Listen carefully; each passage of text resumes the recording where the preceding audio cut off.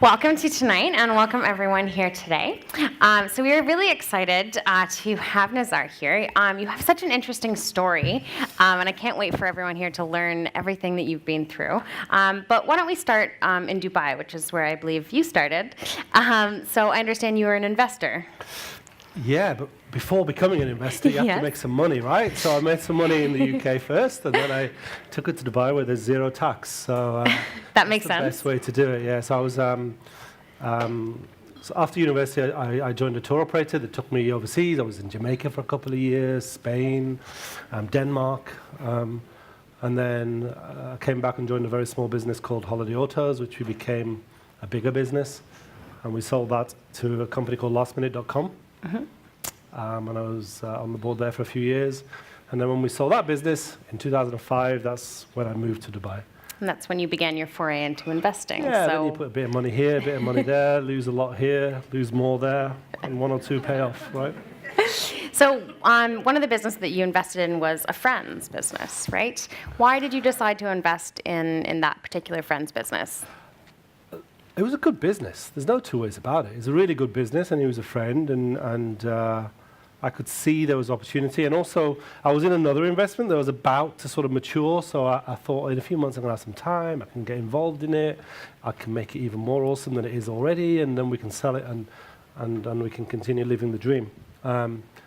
Didn't massively work out that way, if I'm honest, but that was the initial thought. Yeah. So how did it work out?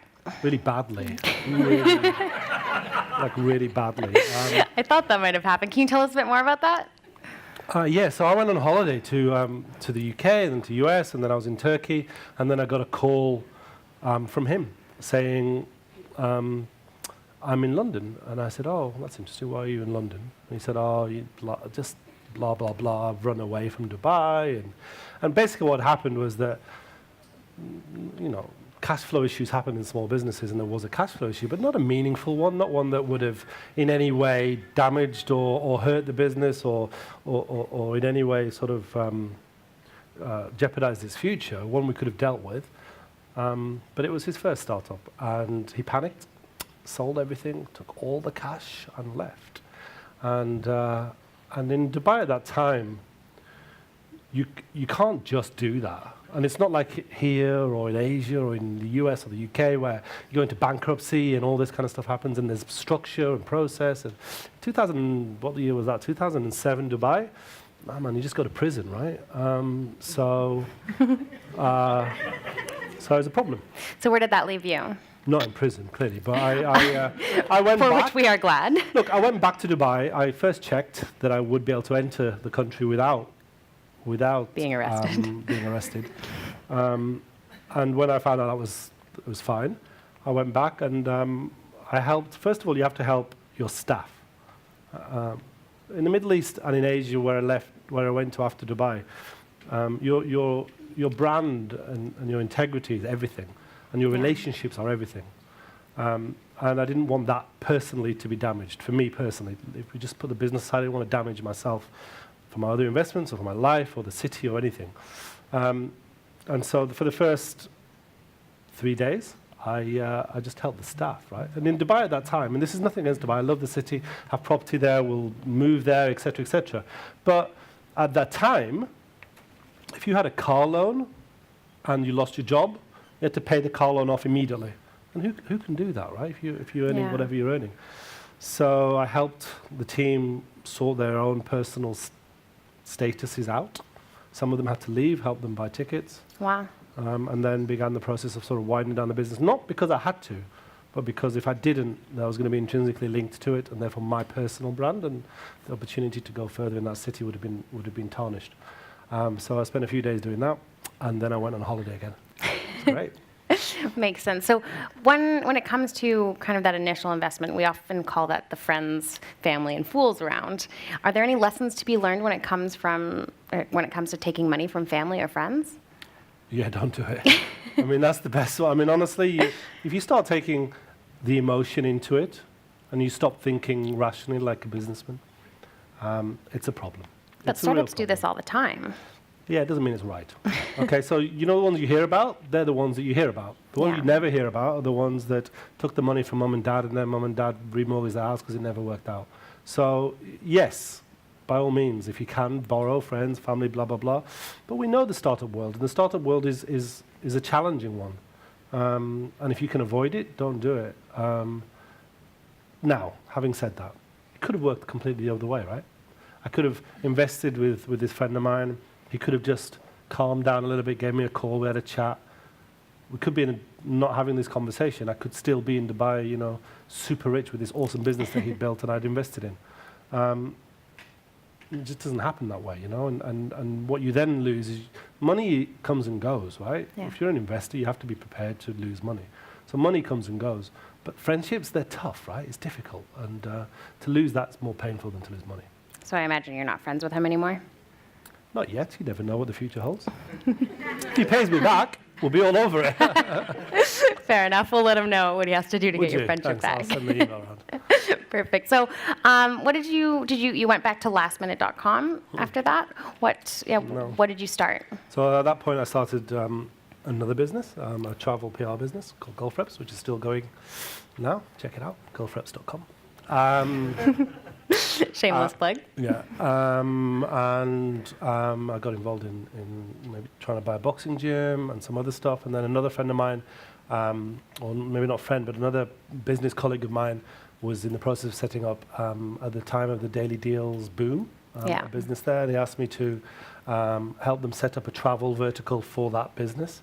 And we launched and exited within 6-7 months. It was a great experience.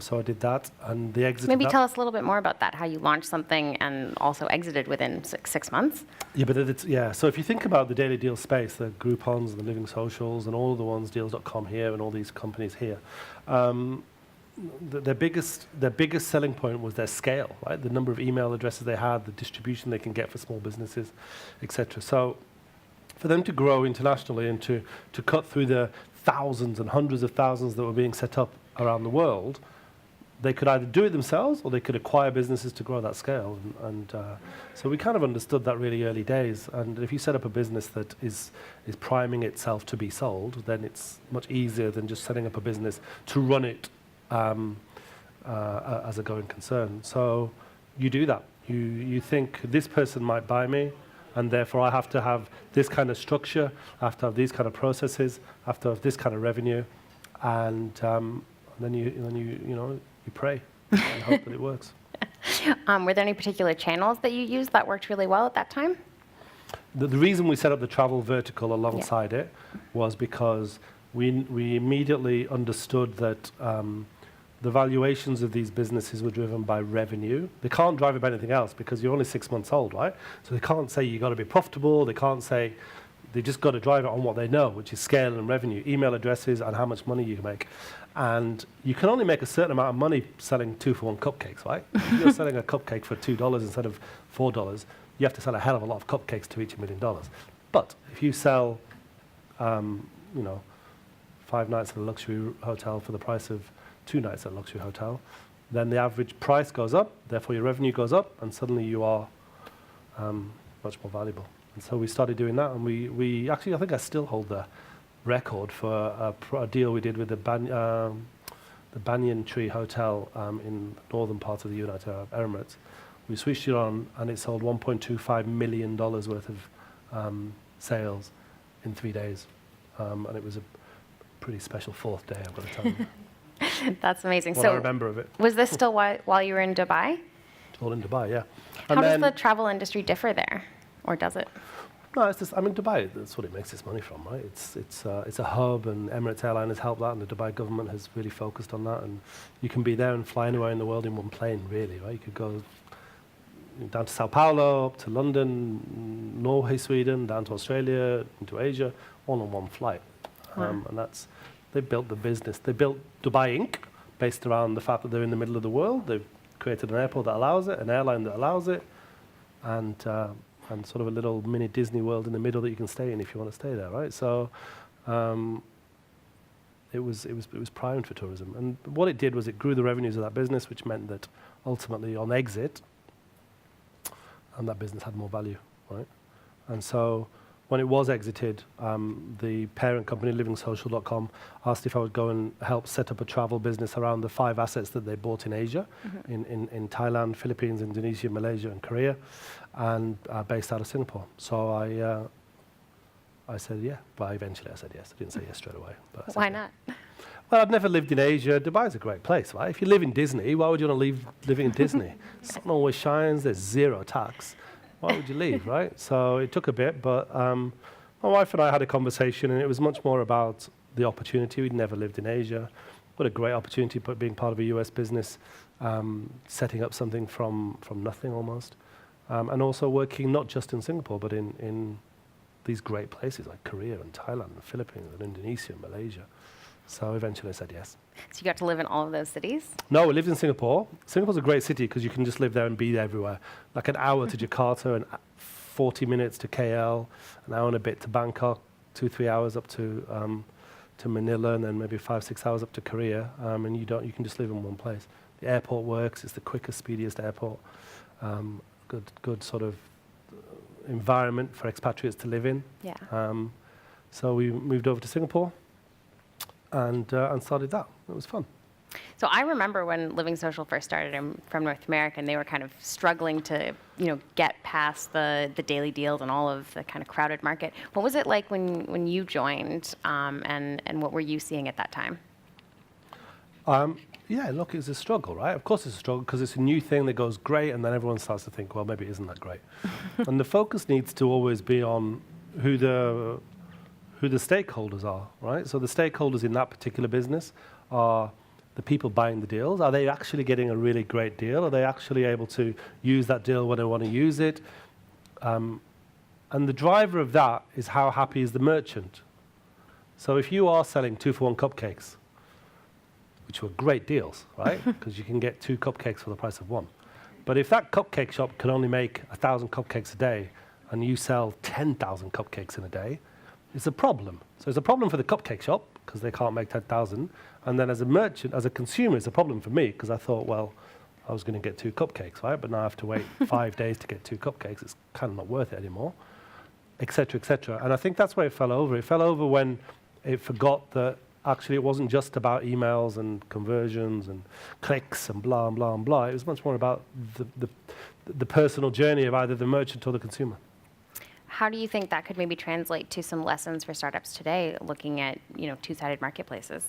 It's the same lesson. It's the same lesson. If you forget who your consumer is, you lose all the time.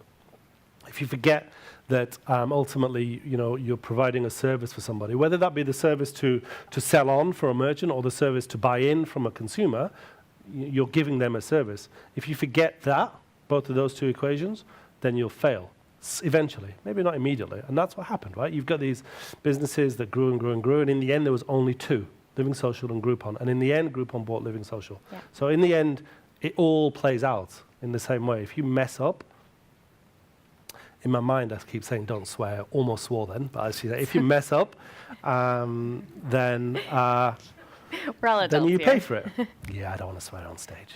My mum said not to. Okay, got it. We've definitely heard our fair share. So, but when you joined and, through your tenure there, you did quite well, and you grew the Southeast Asia brand. Yeah. What were some of the things that you were doing to help grow that brand? Yeah, so look, it was an interesting time. So if you take what happens in the tech world in the States, and then a couple of years later it might happen in Europe, and a couple of years later it might get to Asia, and then I don't want to say it gets to it. I was going to say, when does Australia come in? It comes the other way, right? It goes the other way around the world and it gets there quicker, right? That saved me a little bit there. But anyway, so we were still in that growth phase in Asia. The challenge with LivingSocial businesses that we bought in Asia wasn't that it was integrating. And people enter Asia and say, we're going to do Asia. Asia is like, God, if you go to Korea and go, and every deal you have to do has to end up at 4 o'clock in the morning in a karaoke bar. It's very, very different than doing a deal in Singapore where you have to, you know what I mean? It's very different. The different people, different languages, different cultures, different environments, different work ethics. Everything is very, very different. And I guess because of my internationalism as a person, I was born in the Sudan, grew in the UK, lived around the world. kind of got that quite quickly, I think. That Asia isn't Asia. Asia is a bunch of individual countries with their own strengths and weaknesses and work practices. And if you approach them in that way, then you can be successful. And so we did that. We looked at each individual market, what worked there. Beauty products sold incredibly well in Thailand. Korean beauty products sold even better in Thailand than any other beauty products. So you find that out and you work it out. And then, domestic travel in Indonesia, in Jakarta, everybody who's got a bit of money flies to Bali for the weekend, right?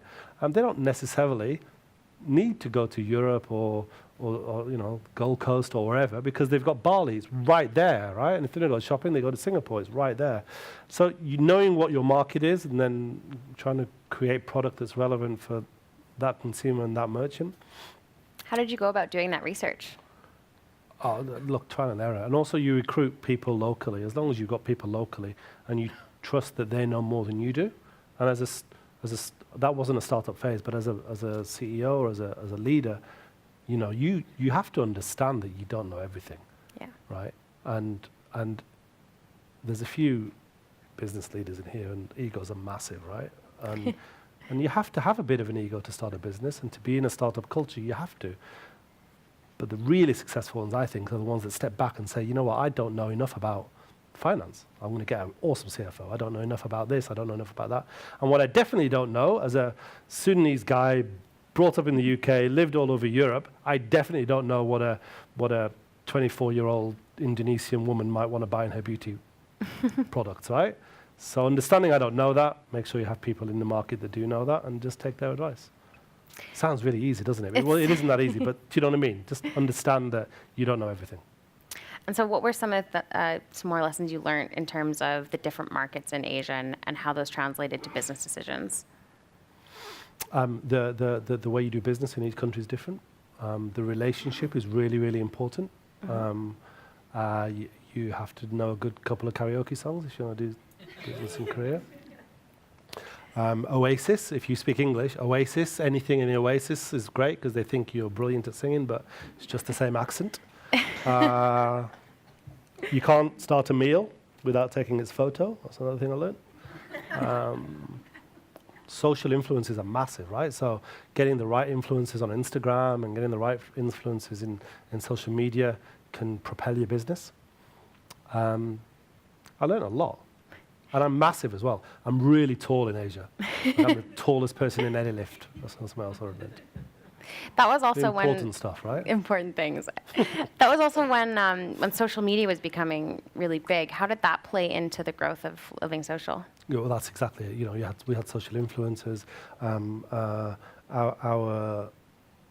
route to market, a lot of it was around photography, Instagram, and local line was just beginning to get big through Thailand and Indonesia at the time.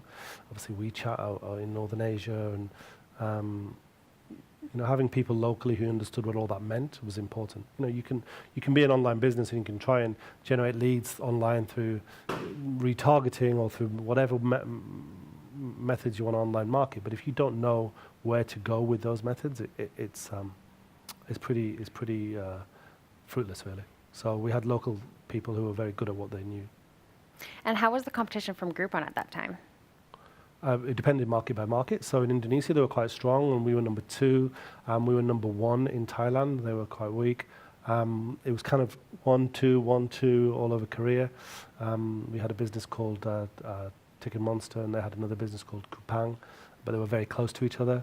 In the Philippines, we were ahead of them. Singapore, we didn't have a trading business, but they were pretty strong in Singapore, and they were stronger than us in Malaysia. So it just depended on the market and where they focused, and where we focused. And so how did the acquisition come about? The sale. Yeah, to Groupon. So Korea was sold to Groupon. It came about because I think the group head office, LivingSocial head office, realized that and this is the same with a lot of American businesses that come out to outside of America, mm-hmm. especially into Asia. You can't run it in an American style. You have to run it. You have to give it the authority to run by itself in its host market. Mm-hmm. And I think at head office, there was so many challenges for LivingSocial in the States in their competition with Groupon that they were persuaded to focus on that US market. So once that decision's been made, you begin to look for potential suitors and you have those conversations. The Korean business that we had was a meaningful business. It was a very, we'd grown it into an incredible business, especially the travel business. We'd grown it into a $100 million a year travel business in the course of 18 months, right? Yeah. And we sold that, and it's public record, so we can talk to it, in the region of about $280 million to Groupon, all publicly quoted numbers, so we can talk to them. And then the rest of Southeast Asia we bundled, and we exited that to actually an Australian listed company here called the iBuy Group, who was strong in Singapore and wanted to increase their presence outside of Singapore into Southeast Asia. So you have conversations, you have negotiations, and you do a deal. I feel like we're kind of seeing the same thing with all of these food delivery services now. Do you feel that that is going to play out the same way, that there'll be one winner in the end? I don't know. I mean, I guess I can only talk as a consumer, right? Yeah. I've tried all of them. Do you have a favorite? I do have a favorite. I had a favorite, but I changed. God, I'm so fickle. So I had a favorite. I loved Uber Eats because they used to bring me my Charlie Chicken in like 20 minutes or something. What was it called, Charlie Chicken? Chicken Grill? Charcoal Charlie's. Is that what it's called? Thank you. Charcoal Charlie Chicken Grill in Mossman. It's 20 minutes to my house. Loved it, right? And then they were late twice, and then the chicken came cold, and so I was a bit upset with them. So I moved to Deliveroo, and then Deliveroo brought me the chicken, the same chicken, and it was on time. It was warm 3 times. The 4th time they were late, and it was cold, and so I don't know what to think. I haven't made a decision. Menulog sent me a Christmas card. A physical Christmas card. Yeah, I like that. That made me happy a little bit because they came offline. I haven't made a decision. I think they all have their strengths. But you know what? You got to think of the consumer. Keto is hard as a Christmas card, guys. Oh, do you know what the key is? Give me my chicken hot. That's what it is, right? So if you think about what we talked about before, about the consumer, I'm the consumer. Yeah. All I want is hot chicken. It's not like I'm asking for a lot, right? So if you keep me happy, then I'm always happy on that side. If you then sell the chicken from the chicken shop and you make sure they make enough money out of it, then they're happy as well. If you make their process easy as well, and then one of them will be successful. One of them will get it right. Get the chicken, they're happy. Bring it hot, I'm happy. They'll win. So you mentioned bringing it. It's been a year. It's been a year. All right, well, let me know if you try anymore. No, I've only been here for, 8 months now? Okay. Yeah, I don't know the answer to We'll come back to you on that one then. Yeah, give me a few more months. You mentioned bringing things offline, and I just kind of caught on that one because I know that you also started a completely physical or offline business, the boxing gym. How? Yeah. Maybe tell us a little bit about that. It's still successful? Yeah, it's awesome. Oh, mate, try it out. SpartansBoxingClub.com. Tell your friends. It's in Singapore. So when we sold, not much use if you live in Sydney, I get that, but you all travel. When we saw LivingSocial, right, my plan was to do nothing for a while. As you do. And then just the nature of people that do this a lot means that after 2 months you sort of go, oh, God, I'm bored.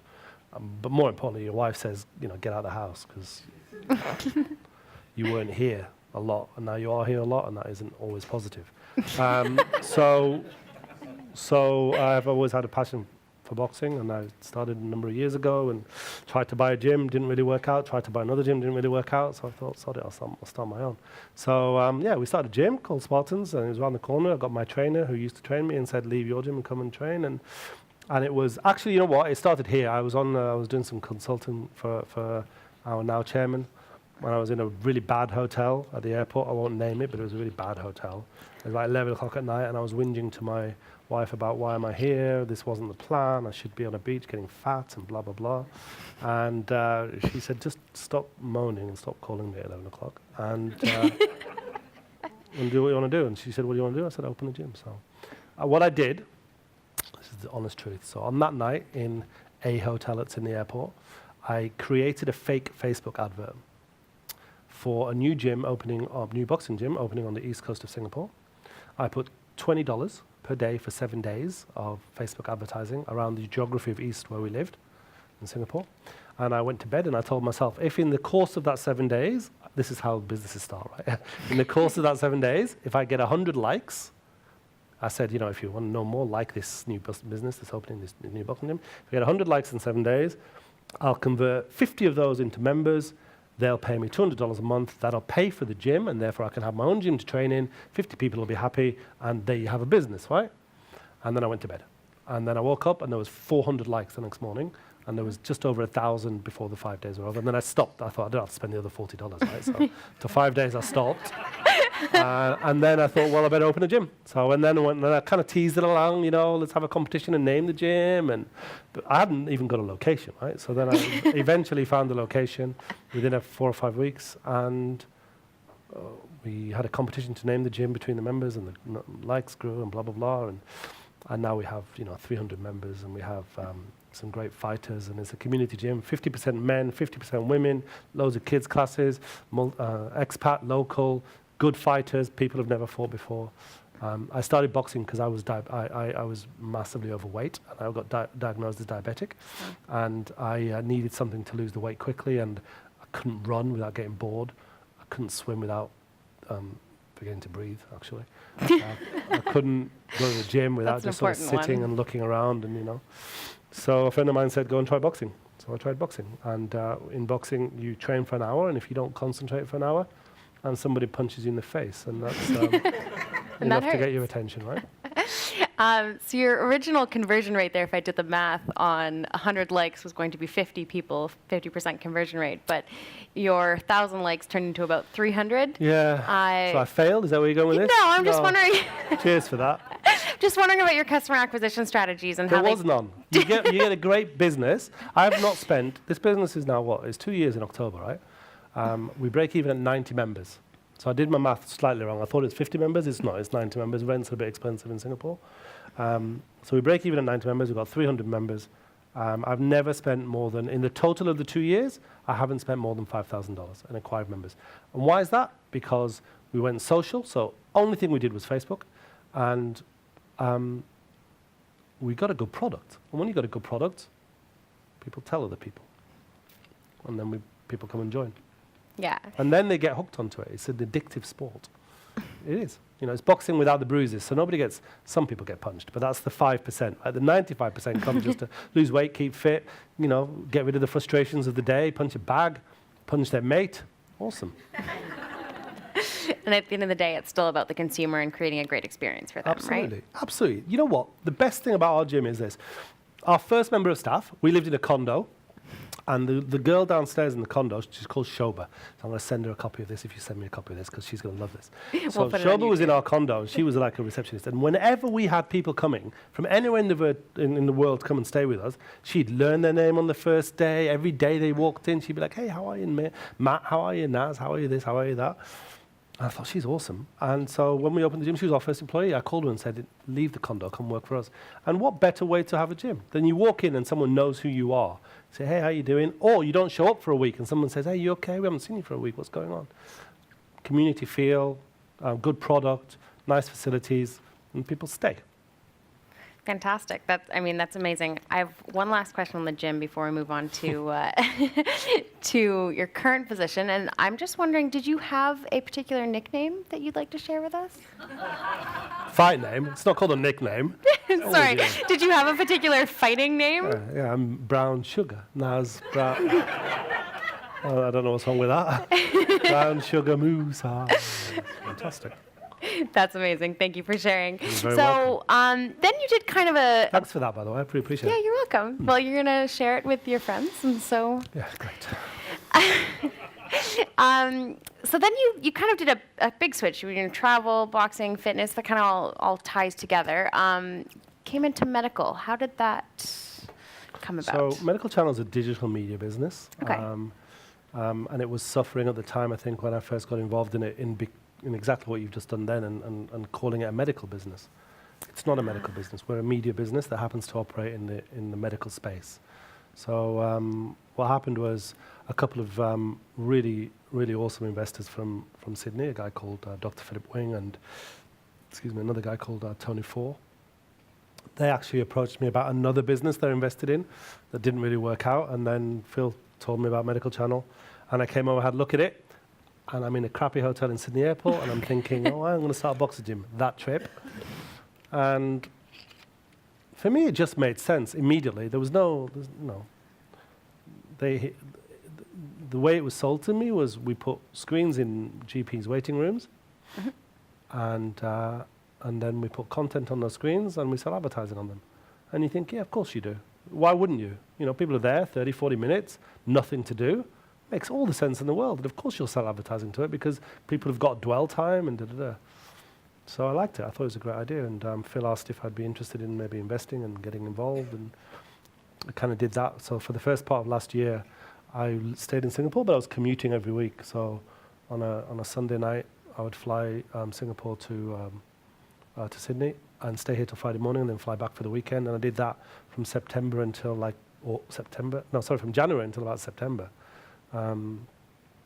And the aim was to try and get as many screens on as many walls as possible. And then after that, start to think about selling advertising onto those screens. And so that's what we did. So we're a digital media business that puts digital screens in health environments and then creates content for those screens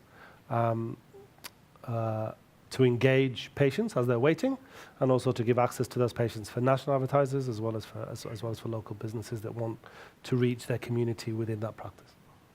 So after that as CEO, what was the first thing that you went out and did? Wow, it's difficult, right? So I was living in some ropey little apartment near the office, so I was commuting. So I don't class that. Let's not class that as CEO, right? We moved here. Yeah. Moved here in September. First thing we did was buy our competitor. So the reason I moved to Australia finally was that we went through a process to buy a major competitor of ours, which gave us scale and gave us an opportunity that we didn't have before in selling community advertising as well as national advertising. And it gave us the majority of market share. So the first thing I did was buy a car because it's so expensive in Singapore. And here it's like, oh my God, it's so cheap compared to Singapore. So I bought a car. And then so you bought a company and a car? First the car. Car, then competitor. And then competitor. We went through a process, raised some money for some awesome people. The Smorgan family, Darren and Barry Smorgan here in Sydney have a new family office called Sandbar Investments, which we went and talked to them about the acquisition, and they were on board immediately, and they were super supportive. And then they introduced us to a company called Wingate Private Equity out of Melbourne. Once again, met their Farah, who's their CEO, and also his team, and they've been super supportive. And we raised some money. We bought a competitor. And that competitor, what kind of competitor were they? Were they a perfect acquisition, or were there some issues there? I think there were some issues there. Look. When you go through an acquisition, of course, right? When you're selling, you're making your business look as pretty as it can be, right? And when you're buying, you're looking at it with beautiful eyes, right? And then the next day you wake up and maybe you need to do some work on everything. And so that's where we were. And the reality is no different to any other acquisition. Of course, you buy acquisition, you have integration challenges, you have other challenges, and this business gave us more screens, so it gave us great scale. It gave us the opportunity to approach many thousands of local businesses and get them onto various screens. But it hadn't been operated very well for a couple of years beforehand, and therefore it had some challenges that we had to get through. And at the same time, we had to grow. So we went from like 9 people in September, and in order to manage the acquisition, we had to get to 90 by like January. Right? So the end of September we're 9, by January we're 90. Today we're 97. How did you do that? Really, it's tough, man. Right? You recruit. You know what you want to do, you recruit quickly, you get great people around you that help you do that. You recruit the people that are going to recruit, so you don't do it all yourself. And you just put your head down and do some work, and that's what we did. But it was a challenge, it was a real challenge. How did you attract the right people? So my head of HR, Louise, was our head of HR for LivingSocial. So I called her up and I said, what are you doing? She told me what she was doing. I said, can you just stop doing that now and come and work with us? And she said, yes. Perfect. And 1 or 2 other hires were exactly the same. People you can trust, so you don't have to think about them, and then let them do their job.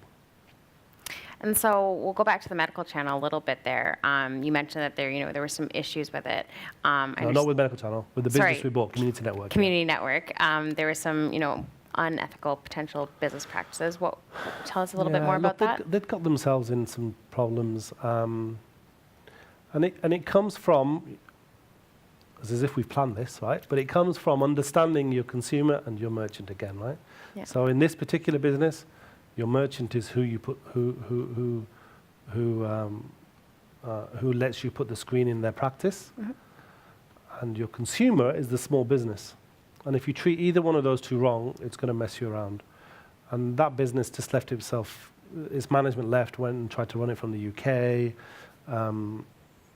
And in a number of occasions on both sides of that equation, there were problems. So if you just think about it in real day-to-day terms, if you've got a screen on a wall and you've got advertisers on that screen, but you upset the host of that screen, they'll just switch it off. So then now you've also upset these 10 advertisers over here who are screaming at you. And you say, well, I've got a contract, switch that on. And the guy goes, I don't care, it's my screen, I'll switch it off. And blah, blah, blah. Now, take that further and extrapolate that over a number of screens, and you've got a challenge, right? So that's the negative. Yeah. The positive is that the majority of their screens are fine, and the majority of their advertisers are fine. And the mechanisms by which reaching community businesses to advertise in their community is a great way to, is a great opportunity for those small businesses. If you think about a small business, let's go back to Spartans, right? Why did I choose to operate on Facebook and only advertise on Facebook? One, because I know how to do it, but probably more importantly, because what else can I do?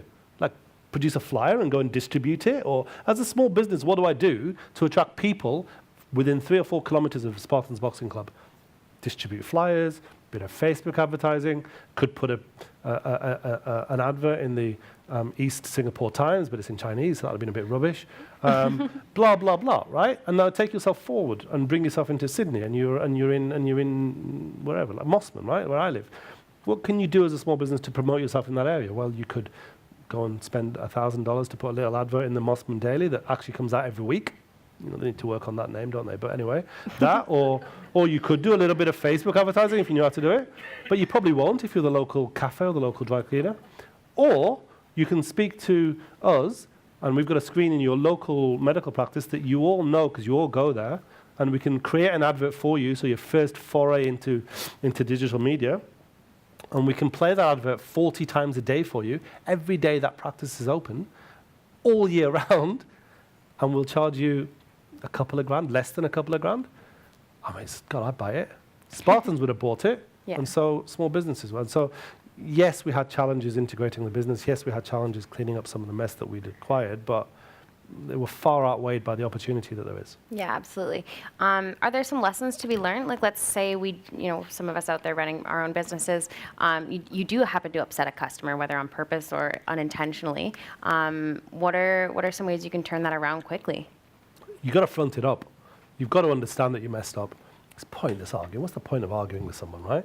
If they're unhappy, they're unhappy. It doesn't matter if they're right or wrong. Most of the time, they're right. We all know, right? Most of the time, they're right. So I front it up every single time. If a consumer wants to speak to me, they speak to me.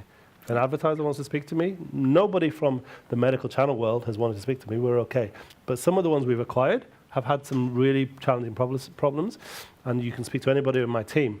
They put them through to me, and I spend 30, 40 minutes listening to them tell me their story. And you think, you were treated badly. Of course you were treated badly. Let me help you out. What can we do? And then you work with them.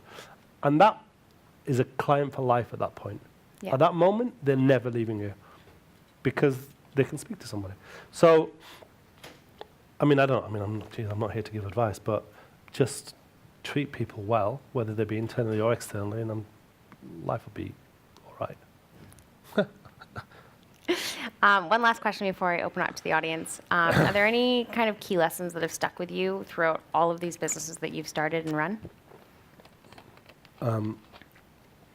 Someone really wise once told me, be nice to people and don't have lunch with people you don't want to have lunch with.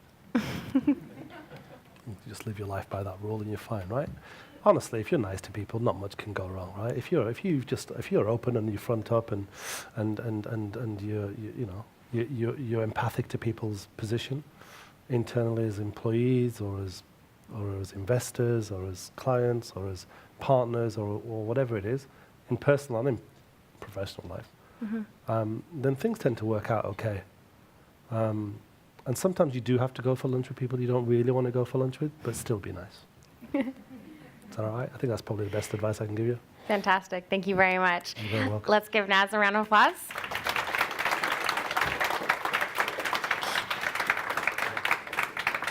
So now we'll open it up for questions from you guys. As Adam mentioned earlier, there's a catch box. It is throwable, so he may or may not throw it at you. Try to talk into it. Questions? Anyone? You're scared of the catch box. That's a great question. Thanks very much for coming out and talking to us tonight. Sort of in comparison to the sort of the sexy world of group buying and travel and all that sort of stuff, the medical TV sort of in comparison sort of it's kind of offline. It's sort of a more traditional business. Like a lot of the people in this room, we're probably sort of more. Don't want to speak for everyone, but we're probably like sort of more enthusiastic and excited about the tech world and stuff like that.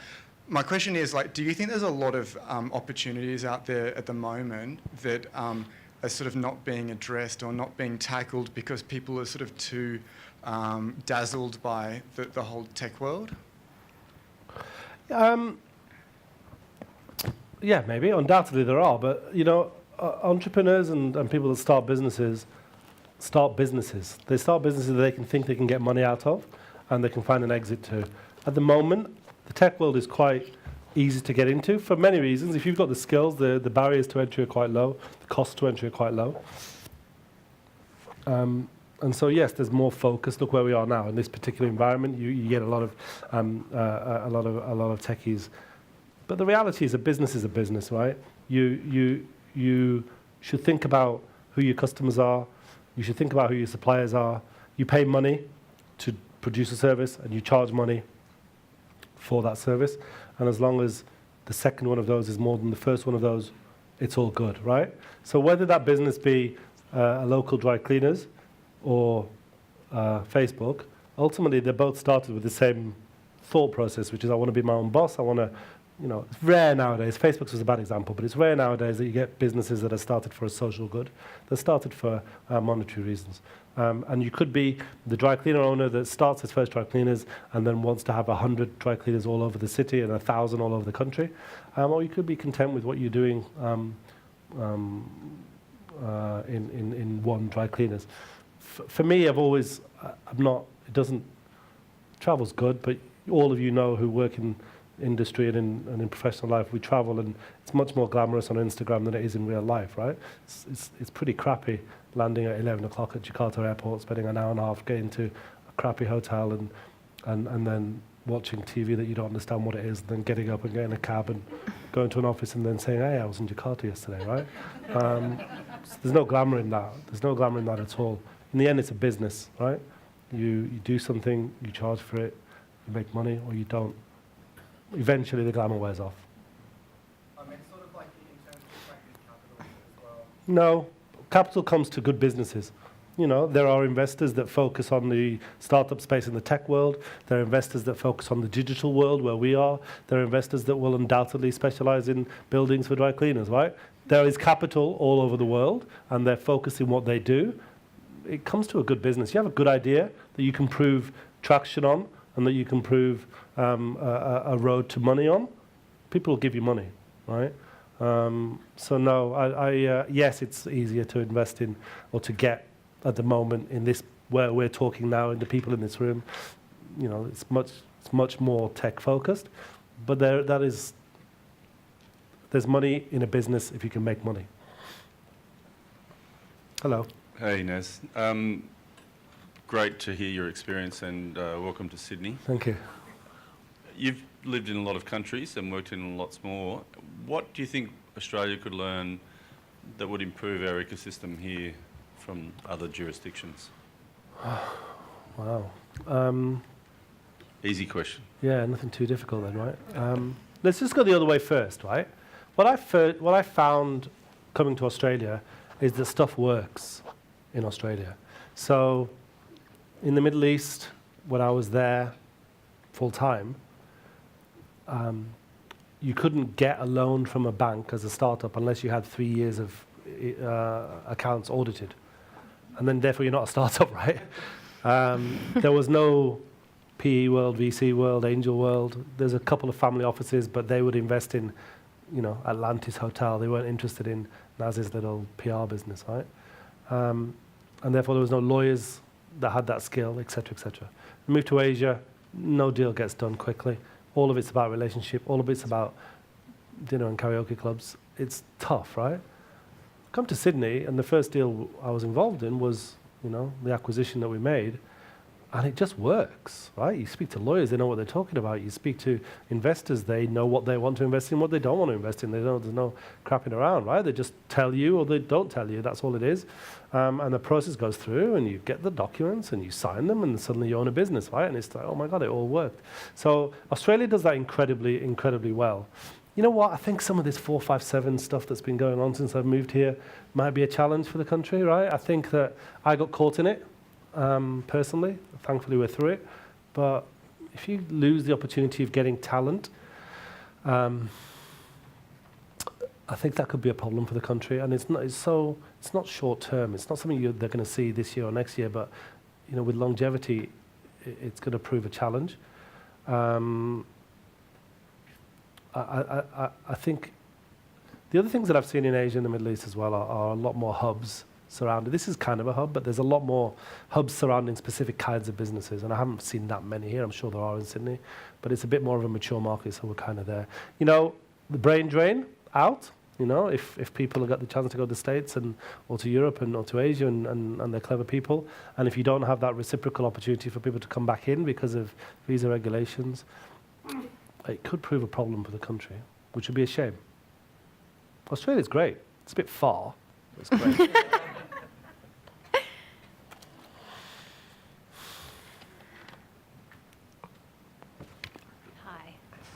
Outside of revenue and I guess, good social media reviews, what's, the top 3 barometers of success? Like what would be number 3 for a startup? Oh, geez, these questions, man. Apart from revenue and apart from social media? Yeah. Look, you've got to get your staff engaged, right? You've got to get your staff happy to be there, doing everything they can and committed to the business, right? So that's got to be number 1. Revenue comes, profit comes, social media comes. The first thing you've got to do is make sure that you have the right teams and that they're engaged and that they're happy, and you build an environment that they want to grow in, and understanding like we talked about at the very beginning, that you don't know everything. Make sure you have those right people around you. And I think those 3 things, creating that environment, is super important. The other thing is, all of us spend 70, 80% of our time at work. And if you're not happy, that's really, really bad, right? So creating an environment where we understand that 80% of our time is in the office.